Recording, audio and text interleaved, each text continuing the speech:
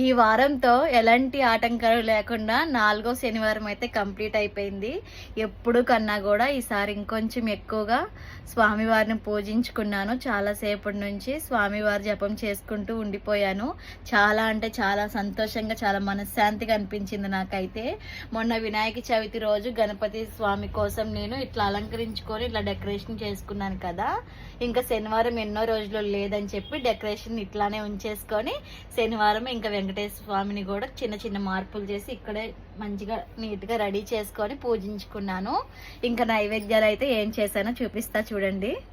స్వామివారికి ఎంతో ఇష్టమైన పానకం, వడపప్పు, చలిమిడి, పరమన్నం ఇవి మటుకే చేసుకున్నాను. ఇంకేమీ చేయలేదు నైవేద్యాలేమి. పూజ అంతా కంప్లీట్ అయ్యేసరికి 10:30 అయ్యింది. నేను మార్నింగ్ 5కి లెగిస్తే 10:30కి పూజ కంప్లీట్ అయింది. చాలాసేపు పూజ అయిపోయిన తర్వాత కూడా స్వామివారి నామాలు అవన్నీ చదువుకున్నాను. అందుకని ఈరోజు ఇంకొంచెం లేట్ అయిపోయింది. జాను కూడా లెగిసేసరికి నేను పూజ అంతా కంప్లీట్ చేసుకున్నాను. ఇంకా జానును కూడా రెడీ చేసి జాను చేత కూడా పూజ చేయించుకున్నాను. ఇంతకీ నా డెకరేషన్, మా స్వామివారు ఎట్లా ఉన్నారో కామెంట్ చేయండి.